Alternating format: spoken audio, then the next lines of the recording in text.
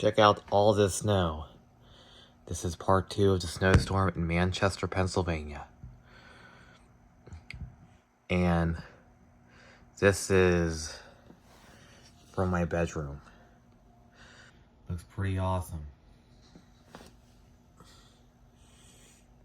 And supposed to get we're calling for 8 to 7 inches of snow. No, 7 to 8 inches of snow. And that's pretty a lot. And that's a lot, you know? So yeah, even the grass is starting to pile up with snow. And this is crazy, absolutely crazy too. That this is a snowstorm in Manchester, Pennsylvania again.